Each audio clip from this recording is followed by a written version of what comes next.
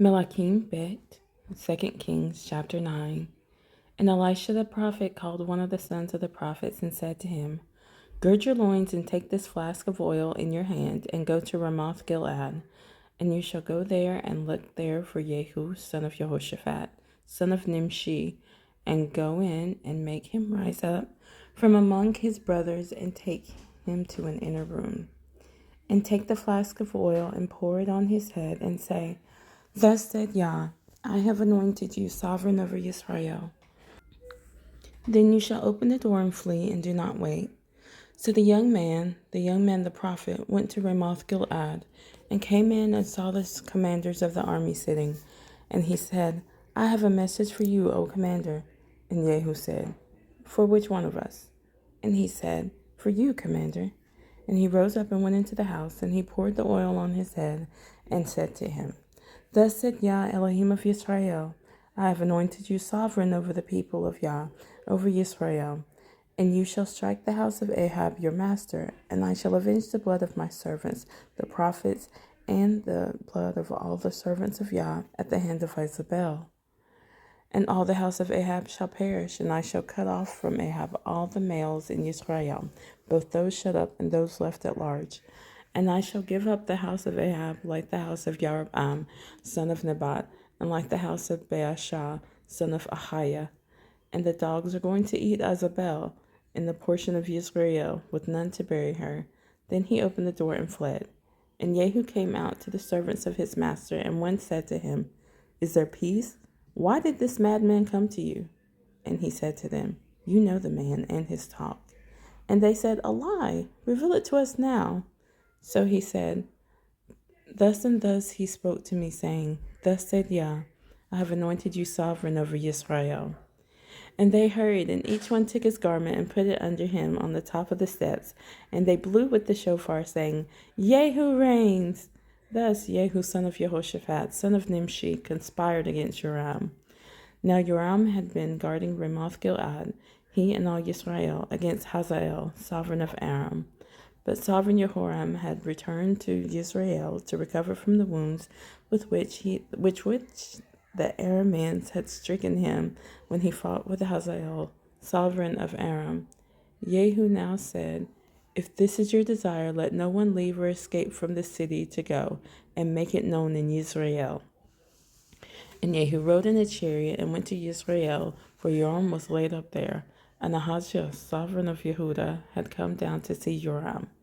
And a watchman stood on the tower of Israel, and he saw the company of Jehu as he came, and said, I see a company of men. And Jehoram said, Get a horseman and send him to meet them, and let him say, Is there peace? And the horseman went to meet him and said, Thus said the sovereign, Is there peace?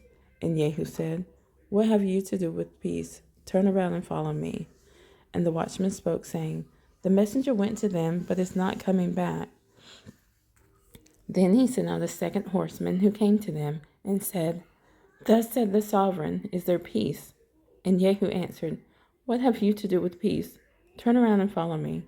And the watchman spoke, saying, He went up to them and is not coming back. And the driving is like the driving of Jehu, son of Nimshi, for he drives madly. Then Jehoram said, Hitch up. And his chariot was hitched up. And Jehoram, sovereign of Israel, and Ahijah, sovereign of Yehudah, went out, each in his chariot. And they went out to meet Jehu, and met him on the portion of Naboth, the Israelite. And it came to be when Jehoram saw Jehu that he said, Is there peace, Jehu? But he answered, What peace, as long as the whorings of your mother Jezebel and her witchcraft are so many? Thereupon Jehoram turned his hands around and fled, and said to Ahijah, Treachery, O Ahijah! And Jehu threw his bow and struck Jehoram between his arms, and the arrow came out at his heart, and he sank down in his chariot. And Jehu said to Bidkar, his officer, Take him up and throw him into the portion of the field of Naboth the Israelite. Remember how you and I were riding together behind Ahab his father, and Yah lifted up this pronouncement against him. Have I not seen the blood of Naboth and the blood of his sons last night, declares Yah? And I shall repay you in this portion, declares Yah. And now take up throw him on the portion according to the word of Yah. And Ahaziah, sovereign of Yehuda, saw this and fled up the way to Beth Hagan. And Jehu pursued him and said, strike him too in the chariot. And at the ascent to Gur, which is by Yibleam, and he fled to Megiddo and died there. Then his servants conveyed him in the chariot to Jerusalem and buried him in his burial place with his fathers in the city of David. And in the 11th year of Joram, son of Ahab, Ahaziah began to reign over Yehuda. And Jehu came to Israel, and Isabel heard of it. And she put paint on her eyes and adorned her head and looked through a window. And as Jehu came to the gate, she said, is it peace, Zimri, killer of your master? And he lifted up his face to the window and said, who is with me? Who? And 2, 3 eunuchs looked down to him. And he said, throw her down. And they threw her down, and some of her blood splattered on the wall and on the horses, and he trampled her underfoot. And he went in, and he ate and drank, and said, go now, see to this cursed one and bury her, for she was a sovereign's daughter.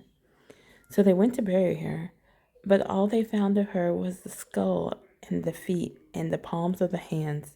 And they came back and informed him, and he said, this is the word of Yah, which he spoke by his servant Eliyahu the Tishbite, saying, in the portion of Israel, dogs are going to eat the flesh of Isabel, and the corpse of Isabel shall be as dung on the surface of the field, in the portion of Israel, so that they do not say, this is Isabel.